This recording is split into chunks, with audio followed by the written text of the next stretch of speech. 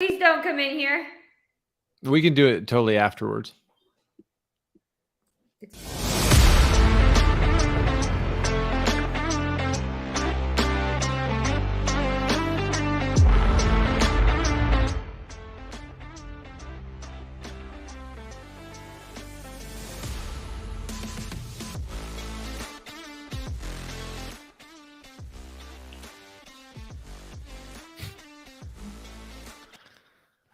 Brianna, welcome to the Tales of Leadership podcast. It's a long time overdue, and I'm glad that I was finally able to get you in here because you're someone who's really helped me out, and I'm excited to jump into your story. So how are you doing?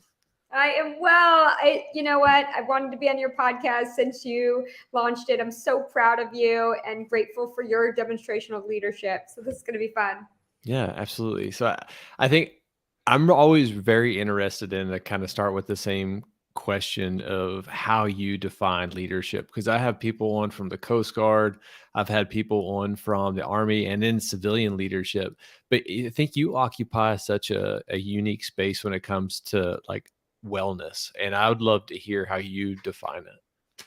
Yeah, I love that question, and people have such differing perspectives on leadership. But I think it really boils down to doing all the good you can in all the ways you can, at all the times you can, for all the beings you can, as often as you can. And leadership looks different while you're in different roles. And a lot of us wear a lot of hats, and we're leaders in various spaces at various times. And being in integrity with what it means to be a conscious leader kind of looks like doing all the good you can in all the ways you can at all the times you can for all the beings you can as often as you can. I love that you said leadership looks different in different leadership positions, and I think that is a nugget. You already dropped a nugget, and we're like two minutes in. It's because I've learned that is like throughout my journey, each role that I've had to adapt my leadership style to get the desired results. And like, for example, now being in an acquisition profession and working with very highly educated individuals, super talented, I can't be the same leader that I was when I was a company commander leading like 200 soldiers getting ready to go to combat. So that is already an amazing nugget. So thank you for that. I would love to take the time now, if you could just introduce yourself to the listeners.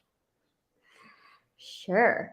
Well, I'll start by saying how we met. We met on the Miracle Morning Mindset and Motivation Clubhouse room that's been going on for almost 2-ish years.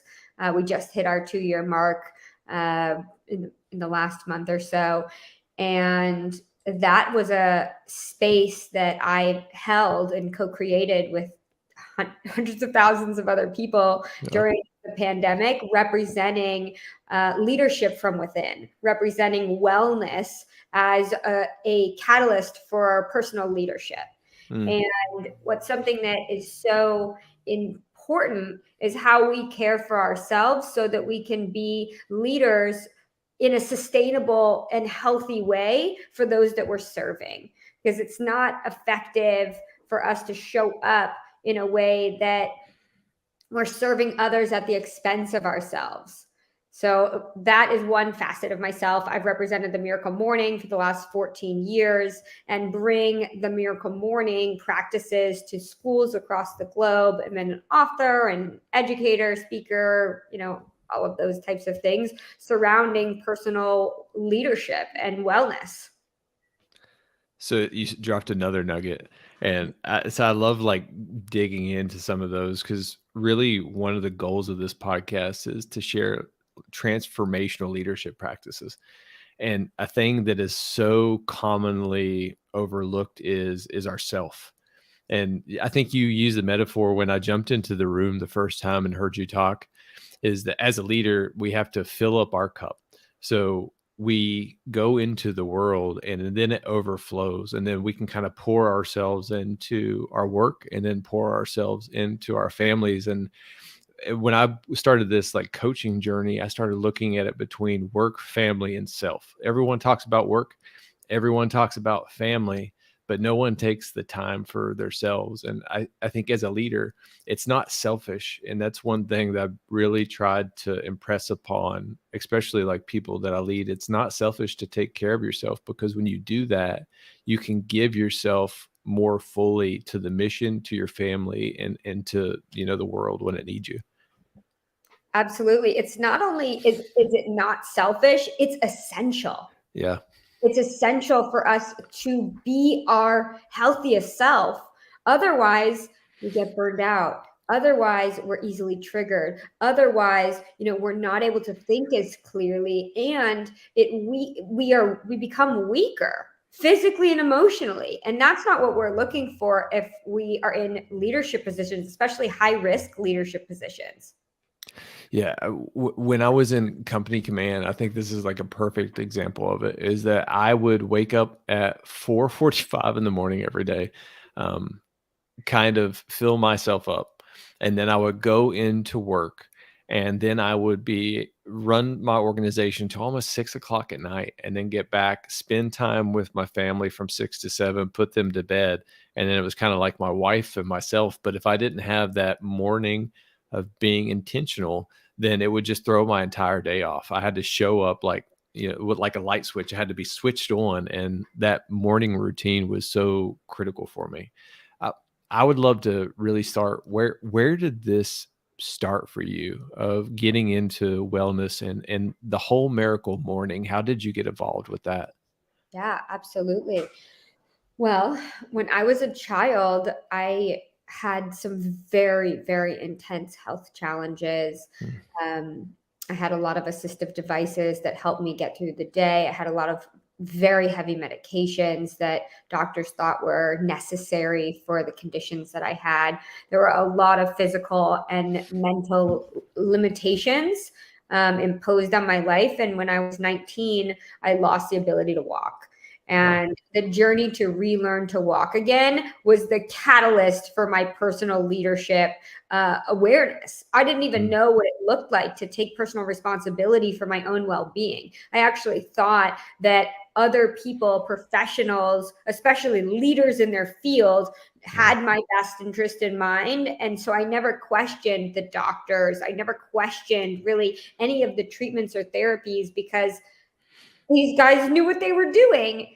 And when I lost the ability to walk, that opened my eyes to the multitude of different options that weren't even offered to me to help me feel strong, and not just strong, but not to regain all that I had lost at that point, and Mm. to feel well throughout the day. The prognosis from doctors was that things were not good and they'd continue to progress my whole life. And the conditions that I have are genetic. And so I've watched my mom over time get um, progressively have a lot more symptoms. And I told myself I wanted to be someone that was getting stronger and stronger, not weaker and weaker. And I went on a journey to find out what it would look like to incorporate lots of different Eastern, Western, and leadership practices into my life. And that's where wellness kind of became a forefront curiosity for me. And I relearned to walk again. That's another story. And right after that, I met a guy named Hal Elrod. And he immediately challenged me to try this thing that he just discovered. And he and a couple of friends were doing it. He called it the miracle morning. He said, I want you to wake up a little bit earlier than you normally do. And I want you to pour into yourself. I want you to give time to you. And I immediately pushed back. I was like, I'm a no. Yeah, it's a hard Like, pass. a hard pass. Like, love you so much, and no. And the limiting beliefs for why I was a no were very valid. What if I wake Mm. up and have a seizure? What if I was throwing up all night? What if Wow. limiting belief, health symptom? Like, Yeah. that was a whole series of my narrative. And he very clearly gave me some pushback and said, what if you changed the way that you showed up to your life, and it changed the outcome that you had? Mm. And right then I thought to myself, if I took personal responsibility for my own role as a leader in my illness or wellness journey, what would that look like? And that was the moment I said yes. I'm a yes to getting up early, but I then gave him more pushback and said I'm a no to the concept. Like I didn't understand the ask. And this was way back before wellness was popularized. And he said, I wanted you to wake up and do some kind of silence, some kind of affirmations, some kind of visualization. I want you to exercise, read, and scribe. And so the last three, exercise, reading, and scribing, I fundamentally understood those. We read and wrote in school. I went to Yeah. physical therapy my whole life. But the first three, this silence, like I didn't know how to quiet my mind. I thought that was like very foreign and confusing. I didn't know anything about breath work practices. I didn't really know anything about mindfulness at that point. This was 15 years ago. Wow. And then he said something about affirmations, and I didn't understand positive language at all. In fact, I had a negative feedback loop that was reinforcing, you're sick and you'll always be sick. These symptoms will Mm. always be there, not like you can do it and try new things. So that the affirmations didn't make any sense. And then visualization, again, totally foreign. Like I didn't see how visualizing something would make any difference. And he gave me some clear feedback on how I was already affirming and visualizing my worst possible future. He said, you're already doing those things, but you're affirming all the things that you don't want. You're visualizing the things that you haven't even tried, not working because you're in a narrative Mm. where you're sick and you'll always be sick. So you're literally visualizing that. And that kind of blew my mind because I didn't actually understand that my mind uh, was playing a role in how I was showing up. I understood, what I was experiencing, but nothing really beyond or my leadership role in it.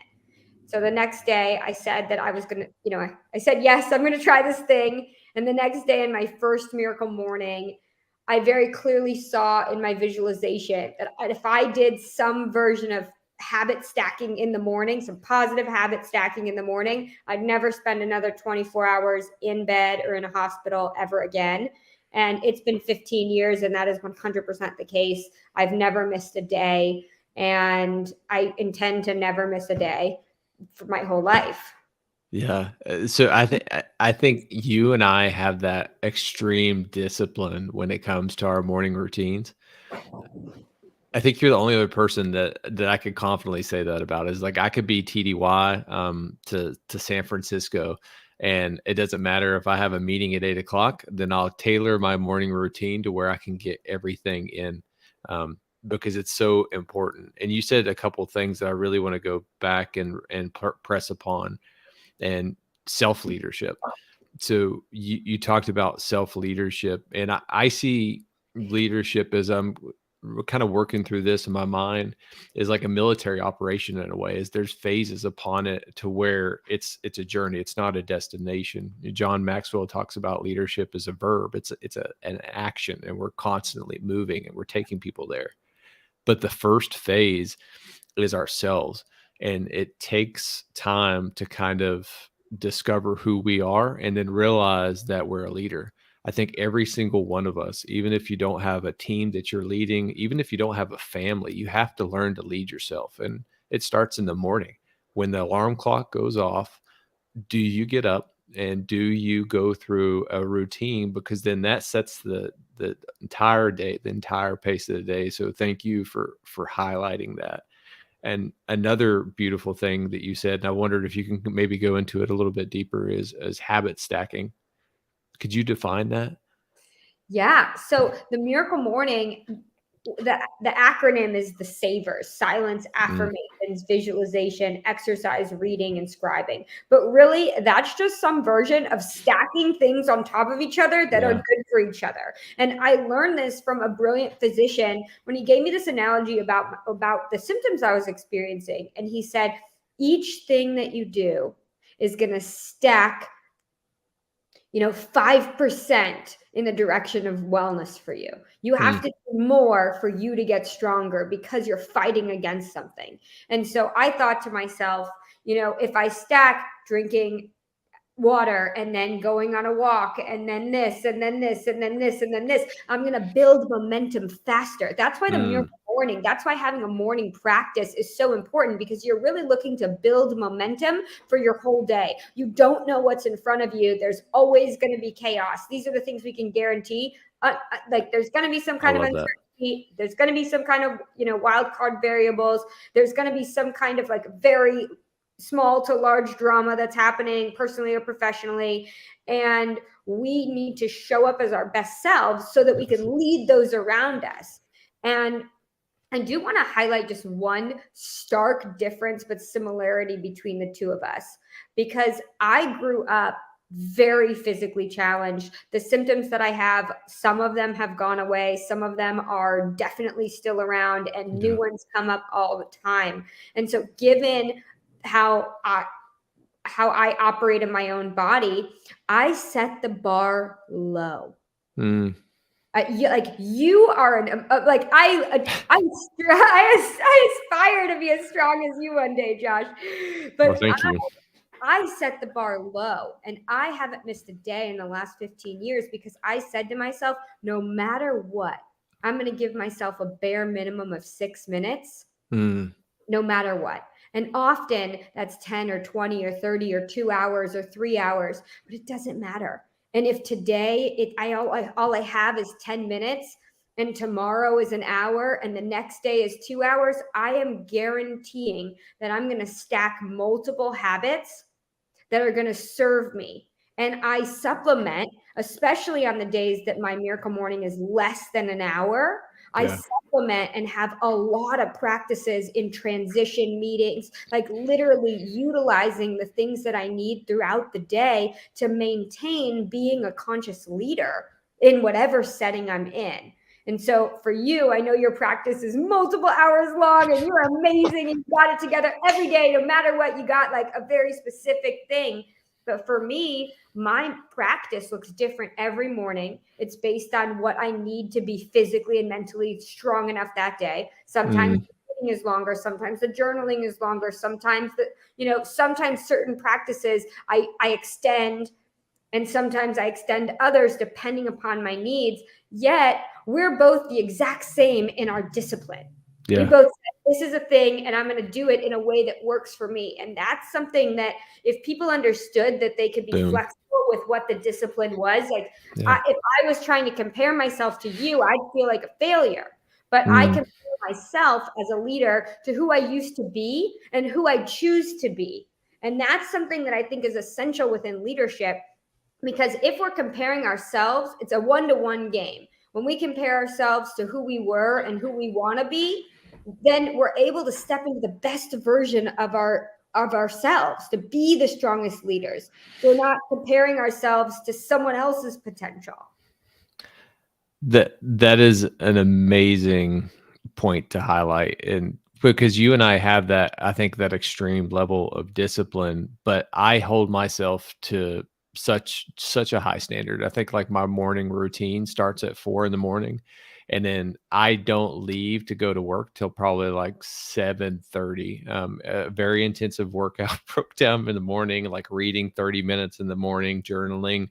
I spend 1 hour a day, like, deliberately thinking, and I can thank you for that, because I had a realization, what we think and, like, how we think, and you talked about this with the power of positive thinking, shapes our beliefs, and then as we go into this world with those beliefs and those patterns, well, then those start our actions that we live out every day, and then our actions, they forge our legacy, our reputation, our character, and all of those beautiful things, and I didn't realize that until I really fully embraced the scribing. As I'm going to be honest with you, like when I was in the clubhouse, I think you asked like what was the most challenging part of the savers, and like to me it was scribing, because I was like, what am I writing about? And then I was doing it all wrong. Is I was trying to like literally journal, what I was going to do in the day and what I did yesterday, what worked, what didn't work. But then I aligned my passion. Okay, what am I passionate about? I'm passionate about leadership. Why don't I start journaling about leadership? And then like maybe 2 months later, 110 blogs are outlined. And like then that's when the spark lit. And scribing turned almost into a meditation style, like therapy for me. And like, I didn't truly understand that until I fully embraced it. And every single person has their own morning routine. What I do, and you compare yourself to me, you'll fail. And that's not a bad thing. Every single person has their own unique strengths. It's kind of the rule of strengths, is that we have our own unique strengths that is given to us, and then we have to focus on those. And being able to do that in me shows up differently than to you. But if you compare yourself to me, then you're going to allow those self-sabotaging negative thoughts to come in. And I pulled this quote up because I love Aristotle. Like, one of my favorite quotes is, knowing yourself is the beginning of all wisdom. And when I saw that, it just beautifully resonated with what you said. Yep, that's spot on. I love what you just shared. First of all, I love Aristotle and love that quote. Yeah. And I love what you just shared about scribing, because when we presence ourselves with powerful questions, the things that we avoid become things that we're curious about, and they can lead to things that we didn't even see coming, like blogs, like a podcast, like all these other ways that you not only stepped into leadership, but share leadership. And it starts with the questions that we ask ourselves. You just gave a perfect sequence. Questions lead to actions, and that leads to places that we didn't, even imagine. And if we want to be the types of leaders that we're proud of one day, it's a constant evolution of asking ourselves powerful questions. And one of those questions that I love comes from one of my favorite affirmations. I am where I am because of who I was. Yet where I go depends entirely on who I choose to be. And I'll consistently ask myself, with whatever leadership role I'm put in, who do I choose to be? Who do I choose to be in this moment? Who do I choose to be for this team? Who do I choose to be as a participant in this ecosystem? And that keeps me grounded and guiding me in a direction where I can lead with integrity. I love that. One of my affirmations, and I picked this up from a guest that I had on Tells Leadership, Tim, and he talked about in his book, the the Society of Secret, or the Secret Society of, I have to look it up. I can't remember it now. It's a tongue twister. But he talked about, who am I here for? So that was the question that he always asked himself. Versus, I think a lot of people kind of go into leadership positions and they say, what am I here for? Because they're trying to get something out of it. But leadership at its core is the truest of servant leadership. There is no agenda, and it's a very unpopular job most of the time. And you always have to center yourself with the affirmation I love using now is, who am I here for? And you totally stole my thunder. I was going to ask you what affirmation was your favorite, because I know you wrote a whole book of positive affirmations. But I did, and I love it so much. What's my favorite affirmation? I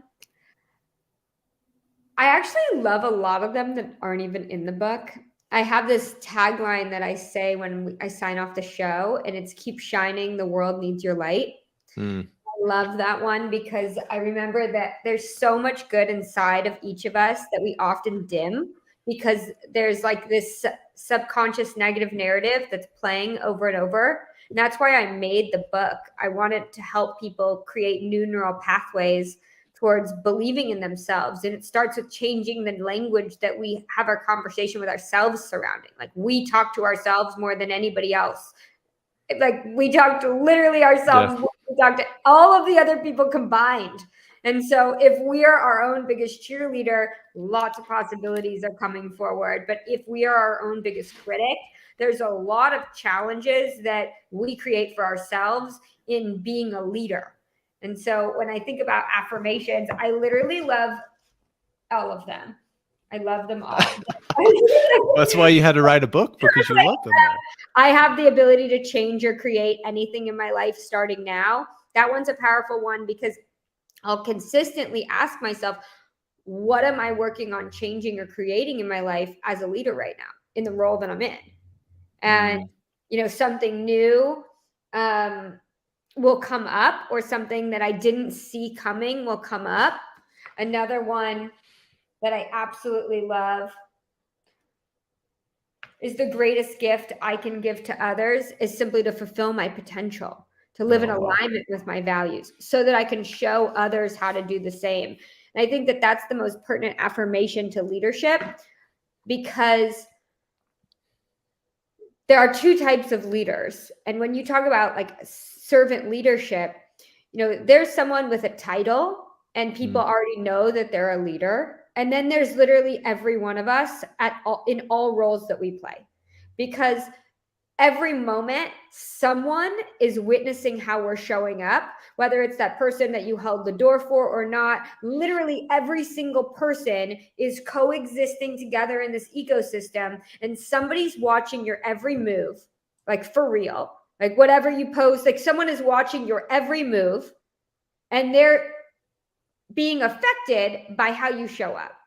And so it's in those moments where your actions may inspire someone else. Like, here's an example. We met because of the Miracle Morning Mindset and Motivation room on Clubhouse. Okay, yeah, 100%. So I have run that room for over 500 days in a row, didn't even miss a beat. And there was about 200-ish days that there were a lot of other co-hosts that either ran or co-ran that with me. Yeah. So of the 400,000+ people that came through that show, I know thousands of them started podcasts, started masterminds, left their job, did something huge because of what I did. And of those people, I've heard from probably 50 of them that said, it was this episode that got me to do X and Y and Z. I now have an app. I now have a this. I have a that. I started a podcast. Whatever. And so many of them that I just know they're doing amazing things. And it was because of my leadership, but they didn't mention it to me. And so that's a perfect example that sometimes in life you'll hear that the thing that you did because of your own integrity, other people, started and ran with their own thing because of it. I know multiple people that have Clubhouse shows daily or multiple times a day or weekly. And they literally have said to me, I started my show because I thought if you could do it, I could do it. Amazing. The greatest gift we can give to others is simply to fulfill our potential so that we can show others how to fulfill theirs. Sometimes being a leader is just literally living in our own integrity, because you're modeling what's possible for others who are living in their self-doubt and let me quit before I start world. Yeah. Yeah. We were talking about there's two different types of leaders. I've kind of broken that down. So once you master yourself, phase one, I think the second phase of leadership is situational leadership. And that's where you have the time to actually test your mettle. What are you made of? You're given a position, you're given a title, you're given a rank. And when you take over that, you gain authority, but authority is temporary. So I like to think of it in the military as there's a 90-day rule. In 90 days, you have to determine how the organization's running. Then you have to identify efficiencies and build authentic relationships to get results. And I think that you can choose two paths when you do that 90 days. You can either go down a toxic role or you can choose a transformational role. And I think that all comes back about thinking, of how we think and how we view people. And you said something else that was beautiful, and it's some of the rules of leadership that I've been journaling about. And again, I can thank you for helping me find those. Is the rule of mirrors. And I was thinking about how a leader can come into an organization and either destroy the culture and the climate within a short period of time, or they can completely turn it around. And I think one of the greatest examples of that is when I was a platoon leader in combat. Our first sergeant at the time was probably the worst leader that I've ever had. I'm not going to say his name because I think that's disrespectful, but he would have us pull guard duty on porta-johns because there were cigarette butts out, and we were all day, going out. Men went out all day doing patrols, sometimes 2-3 patrols a day in Afghanistan, 110 degrees. He never left his air-conditioned facility, and when he did, he was always wearing his PTs or his physical training uniform. And the culture of that organization got so bad that one of the platoons called themselves the Expendables. And when a brigade commander went there, full bird colonel went to go visit them, they saw Expendables painted on the side of their common operating post, or where they did their missions from. And they're like, how did the culture get to here where you guys think that you're expendable? And it all came back to the root cause of that first sergeant, of just viewing people as objects to manipulate for his own personal gain or fear. I don't know what he had, right? Like maybe he was too afraid to give power to the team because he felt that he had to be in charge. But then a new first sergeant came in, turned the organization around within 90 days. The NCO Corps grew strong. The climate of that organization grew from one of where everything was internalized to where everything was externalized. Problems were being sent to the leaders, but it wasn't just a problem. Here's some solutions. It started to become a problem-solving organization. And it blew my mind because that was really my first opportunity at an organization to see that. Before, going through college and doing all those other things, you're a leader, sports teams and things like that, but such a large scale, and being able to see how one person can affect hundreds of people in such a short period of time, is that leadership is so important. So the rule of mirrors, how you present yourself to your organization will be reflected back, not just towards you, but towards everyone that your company interacts with. And I think that can go too with just yourself and negative self-talk. Yeah, I love that. And I wanted to highlight that because I think that that's important. You're amazing. You're amazing. Well, you're amazing. I love this show because you are finding so many types of diverse leaders that have so many qualities in common and are Yeah. in such diverse situations. And it takes a certain type of person to stand up for what is best for the collective. Yeah. And to turn a culture and climate around, and to really hold the space that's necessary to serve people at the level that they need versus, anything that wouldn't. Yeah. Versus anything that wouldn't. And so I applaud you for crowdsourcing so much wisdom from so many leaders, because it's what we need. All leaders need to learn how we can level up. I love that. So I kind of want to go back to your leadership journey. Is when was that first time? So you started the Miracle Morning with Hal Elrod. You were doing the morning routines. When did you realize that you were a leader? The first time you saw yourself as, okay, I'm a leader of this and I'm going to share it with the world. Well, very shortly after he shared the Miracle Morning with me, I started sharing it with others. Like Epiphany, there was no book, there was no movement, there was no Facebook group, there was nothing. It was just a couple of us getting up early and once a week letting each other know, like, was that good or not? That was it. And I remember the first time I got a call from Hal, and he said, "You wouldn't believe it. I just saw someone make a YouTube video talking about their Miracle Morning." And I reached out to that guy because it was a total stranger. And he said, "Oh, I heard about the Miracle Morning from Brianna Greenspan. It totally changed my life." Wow. And Hal talks about this guy in the book. He calls him, like it's a chapter called "Who the Heck is Joe?" And when I think about, like, I'm the person that told the first groupie of what became a global movement, and this guy made such a grand gesture that he literally made a 5 a.m. like, look, it's 5 a.m. I just woke up. I'm doing the Miracle Morning YouTube video back in like 2009. Wow. Wow.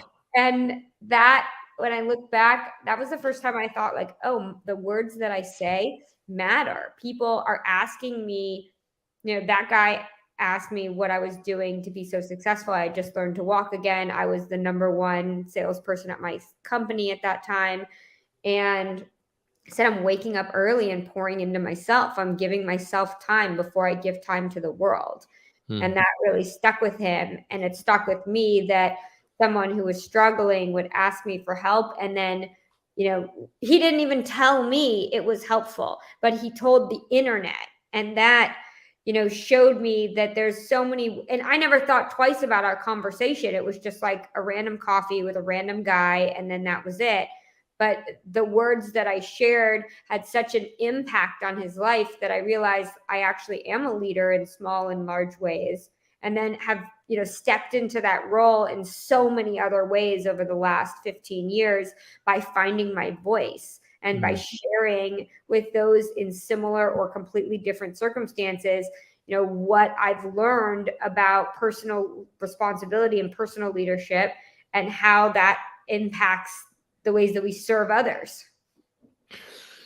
This is another, I think, amazing point that I just want to go back to make sure we really hit that is you talk about, I think, compounding, right? So like the rule of compounding, it's another thing I identified is it can either be a negative or a positive. So the Socrates paradox states, if you keep adding a grain of sand to a heap, when does that truly become a pile and start to tip over? I think if you have those negative self-talk, and you're continually building that up, then you're going to have a compounding effect that's negative in your life. But you were able to take this miracle morning routine that truly changed, I think your physical and then your mental life, and then started sharing it with other people. How many people, I would love to hear a guess, because I couldn't even fathom it. Have you impacted to date since you started this? It's innumerable. Like, Yeah, it's like, just to think, oh, well, just with the little clubhouse show, that's impacted over 400,000 people. Just with the schools project, that's over crazy. 300,000 people. In the last 15 years, I can't even tell you how many people I told about the Miracle Morning, but forget those people. Think about the ones that brought it to their companies and implemented it system wide. Like, I cannot tell you the impact of me just saying, I'm going to do this thing and I hope it helps me. And when it did help me, I'm going to keep doing that thing. And other people noticed. It wasn't even like I was preaching, you guys should do this thing, it's great. It was just people asking me, you were so weak, you're getting stronger and stronger. What happened? What are you doing? Yeah. I'm simply waking up earlier, and I do it a lot because it's helpful. And that was mind blowing for I people, love how because simple it is. really not rocket science, but people Yeah. make it so big. And I'm like, here's the thing. If I'm not showing up for myself, I probably am not going to feel good. And if I don't feel good, I can't help others. And if I can't help others, then I hope I can help myself, but I might even feel so yucky I won't even be able to help myself. So, like, what does it look like to be as strong as I can be? Showing up for me. And the gift is that I'm then strong enough to show up for tens of thousands, if not hundreds of thousands of people. That is the key point that I want people to really take away, is that if you truly believe in something, you can make a change, and it just starts at one person at a time. Because then if you think about it like a compounding effect, is you shaped one person's life. They went out and they shaped one person's life. But if you can do that to 10 people, and then 10 people can do that to 10 more people, and then to 10 more people, and then to 10 more people, then you really get that. I think Einstein called it the 11th wonder of the world, compounding. And Yeah. that's what's so beautiful, is that anyone can change the world, but it takes routine, accountability, and discipline. I call it RAD. If you want to be a RAD leader, it takes routine, accountability, and discipline. And eventually you're going to tap into the rule of compounding. I love love that. that so much. Someone and I were just talking about the show and the numbers of the compounding effect of just the Clubhouse show. They said over 400,000 people have been positively impacted by this show. Wow. I guarantee a lot of them impacted at least one person. Yeah. And I know Well, a lot of them, the 50 or 100 or 1,000 of them impacted tens of thousands of people, if not. And so it's that small amount that went so big. One person brought us to New York City, and we were able to impact hundreds of schools. wow. And not just the students, but their parents, the teachers. More than 250,000 people just from that one person. Who was I remember that too. I think that I was in that Clubhouse group that day when they talked about how they were taking this to the schools and Yeah, that teachers started to embrace it. And that when I heard that, I was like light bulb, like, why isn't this in schools? right. It's an amazing tool. And I think that's a great point to kind of maybe transition to is where are you currently at on your journey? Well, I'm in so many places. I have, just since the Clubhouse room, we published 3 more books. We Oh, started wow. another global movement called Everything is Right About You. And that's one of the signature affirmations that we're using with schools because we've noticed that self-confidence is really the biggest mental health issue that we Yep. have right now. If people don't believe in themselves, then the negative feedback loop brings up so many other challenges that hold us further back than whatever we're naturally struggling with to begin with. Mm. And so multiple books from there, multiple projects from that. And we've brought the Miracle Morning to thousands of schools across the globe, almost 300 schools in just one city alone. Uh, Wow. yeah. 300 schools in one city alone. That's awesome. So there's a lot going on, but it's all within the realm of as the world gets crazier and crazier, who do you choose to show up as? Are Yeah. you going to double down on things that work that help you to not only stay sane, but be of service? And if you are, amazing, we're on the same journey. And if you're not, that invitation is open to you as well. There's a quote in the Bible that I always go back to, and I have it pulled up because to me, like I think this beautifully like sums it up. So Matthew chapter 5, verse like 14 through 16 is that your light. You are the light of the world. A town built on a hill cannot be hidden. Neither do the people light a lamp and put it under a bowl. Instead, that they put it on its stand, and it gives light to everyone in the house. In the same way, let your light shine before others, so that they may see the good deeds and glorify the Father in heaven. I think that that's what you're doing. You're bringing so much light into the world, and I always call like I love that. Never It needs your says, light. shine, the world needs your light. I love that. Yeah, that's what we're doing. So, what drives you can still every single day to keep pushing this, the Miracle Morning movement, to keep growing every day? How is your passion? Has your passion changed at all over the years? Yeah.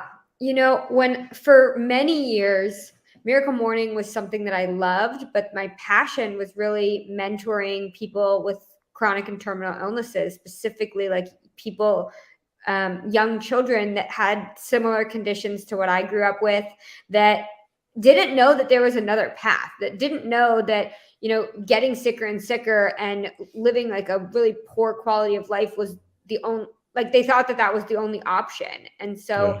supporting others to know that there's so much available to help us get strong. But we have to put in the work and consistently. It's not a band-aid solution. Uh, Mm, and I thought that that was a big passion for a long time. And then I realized that actually everybody, that like almost every person that I meet has some kind of limiting belief or self-doubt, and that's holding everybody back. And to be able to understand that there are simple things that we can do every single moment to redirect our focus to being the best version of ourselves, that's really how we can consistently show up and shine in the hardest moments that we have yet to encounter. And mm, that's what drives me every day. Like I'm seeing such, just in the today, our whole team had a trauma response meeting because one of the students at a school that we work with was murdered in mm. broad daylight in front of other students.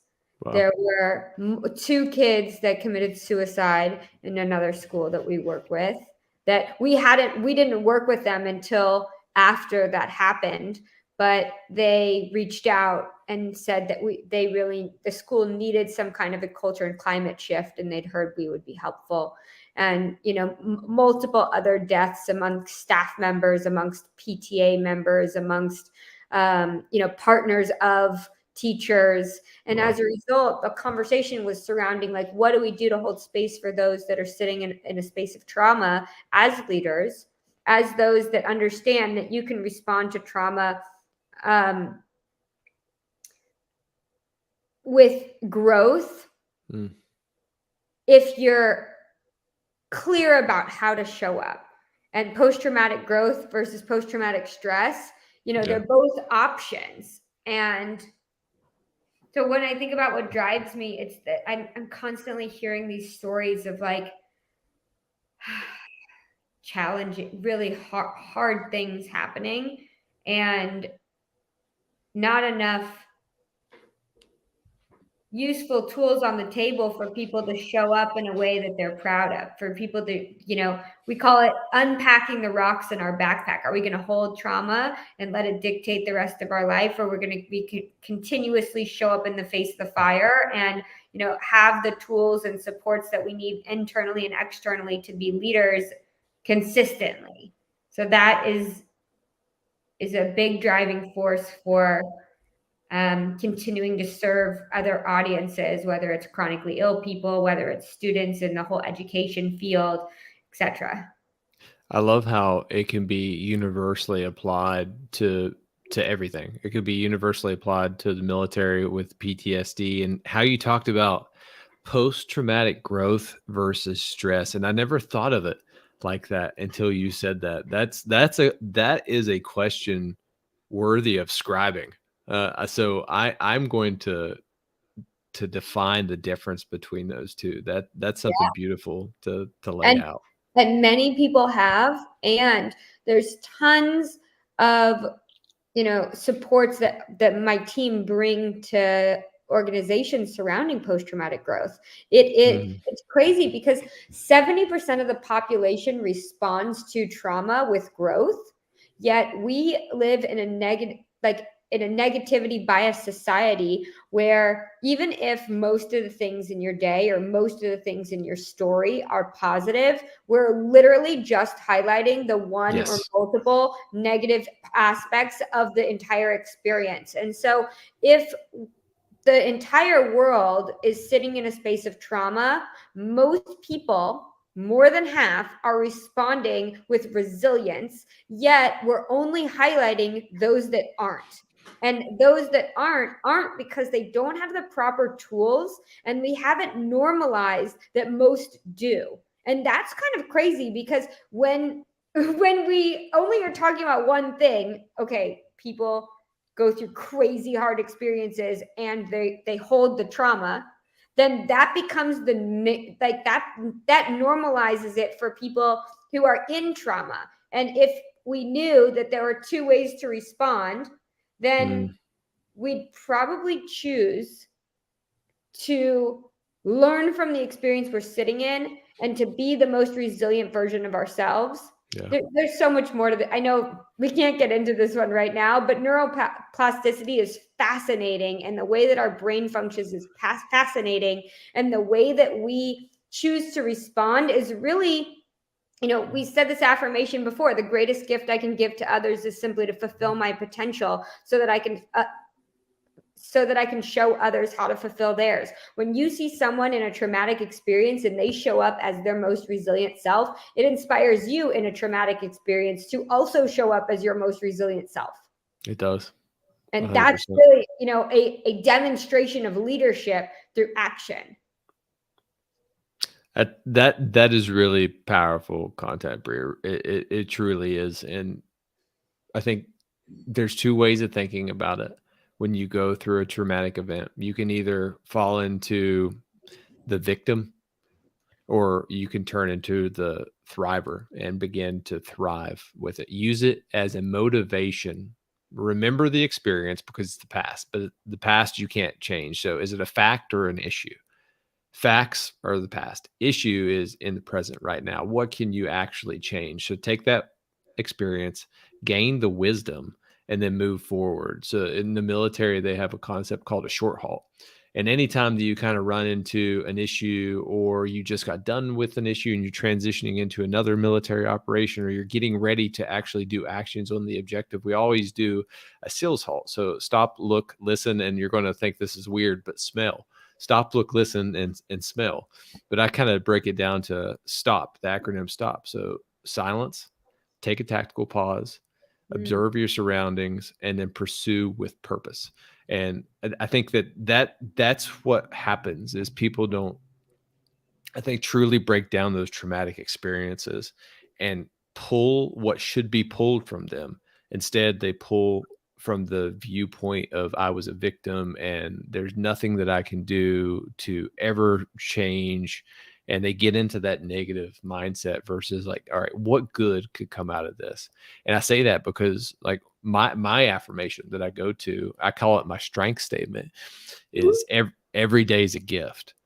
I'm not going to waste mine. And I, when I say that, it puts me back into all of those memories, even almost at childhood when I almost died from hemorrhaging after a surgery. And it just takes me back to all of that just in an instant. And it recenters me, puts me in the right change of mind. And then I go pursue with purpose. I love Mm. that. I love it so much. You're amazing. Thank Ah, you for being such a leader in your families.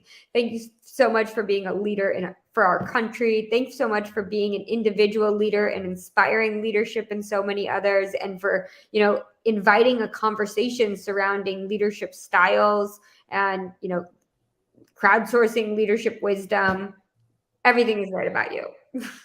I love that. I need to have Dr. Jill on here too, by the way. Oh, I definitely need to have her back here. I'm just looking around. Hold on. I wish I could grab our 2 books. We came out with 2 books together in the last week. That's so impressive. One question before we kind of get to the final show segment that I really want, and I wanted to ask you this, is how can a leader use these wellness practices in their organization as a tool? Like right now, Hmm. what could be one thing that someone could take and apply? Yeah. Well, first and foremost, you can download the Miracle Morning app. Like, Hmm. every single person should have some kind of accountability. And if you Yeah. don't have somebody that you're already reporting to, literally, like, this is the number one thing you can start with tomorrow. Call your friend and say, hey, do you want to start, checking in surrounding X, Y, Z, whatever it is? Set your own rules for what works for you and do it Mm, tomorrow. That's like step one. And if you don't have someone that you can check in with, or you want additional, accountability, the Miracle Morning app, it's free, it's amazing. And you can literally check in on all of those practices to track your progress. There's all of these other things, whether you need guided tracks, or you want a journal, or you want, to quote unquote keep yourself accountable, or you need extra support, that's all available also. But the accountability piece is the number one thing that you can do. And if you're trying to do something with an organization, start a challenge. Do a 30-day challenge, because we have seen millions of people in organizations say that our team came together, we were able to be significantly more productive, we're all healthier, we're thriving, we're more balanced because we did this thing, and we did this thing together. What does that thing look like? Setting yourself up for success at the beginning of your day. There's tons of free bonuses. If you go to tmmbooks.com, that'll give you all the Miracle Morning free bonuses, bedtime affirmations, all kinds of 30-day challenge supports, and tons of other resources. But when I think about, like, what can you do tomorrow, think about what works for you. And if there are a lot of things that work for you and that seems overwhelming, start with one and set the bar low. Say, I'm going to read this book that's been sitting on my counter for 10 minutes tomorrow morning. And yep. maybe you're someone like Josh and you're like, all right, I already get up at 5. I'm going to get up at 4. Add in that thing that you've been thinking about. Doesn't matter where you are in your journey, but add something in and get accountability. This is not like you're jumping through fire. This is something that's easy. It can expand upon as you feel more comfortable or see the benefits. You can start tomorrow by having another practice added to your routine. You really want to get some traction, stack them. You really, really want to get some traction immediately, do a miracle morning. And that's stacking six practices that are proven to work. You want to transform your family. We have a book called The Miracle Morning for Parents and Families, and that talks all about the children's acronym. It's called CHARMS: creativity, health, affirmations, reading, meditation, and service. And people do them as a family, like you're reading, your kids meditating, and there's a lot of opportunities in your own family unit or in your company or in your, whatever it is, church group, whatever it is, in your team, where you can immediately find accountability and develop healthy habits as a unit. I love that. And I think one of the biggest things that I would just resonate with what you said is accountability. It's easy to do miracle morning one day. It's easy to do it 2 days, 3 days, but the fourth day, that is when discipline truly kicks in, and you have to have accountability. And then I think that app that you have, and that's why I love you too, is that you're not even charging anything for the app. You're providing a free accountability tool, or the Clubhouse. You could join the accountability, the Clubhouse room, and use that as an accountability partner. Like, here's the thing. The Miracle Morning, it's not rocket science. And so 90% of the offerings are free. We're literally just saying, like, you don't even really need to read the book. You just, have to fundamentally understand the concept. But there's an app, it's free. There's a movie, it's free. There's tons of bonuses, they're free. The podcast, it's free. The Clubhouse is free. The live events often are free. And so there's so many different ways. If you need that motivation, if you need a mindset shift, like, we're here to support. And then there's certain people that say, like, I want more. So there's, a subscription version of the app. There's, a couple of paid live in-person multi-day events that happen from time to time. There's books that you can buy, but almost everything is free, because it's that we want the barrier to entry to be so low that you taking responsibility for yourself is the real like that's the thing that you have to do. It's not like you have to pay someone. You have to say, I'm in, and then follow through. Yep. That is beautiful. Yeah, that's amazing. All right, so we're at our final show segment. It's the same 4 questions I ask everyone. I call it the killer bees. So be brief, be brilliant, be present, and then be gone. If you're ready, we'll start with the first question.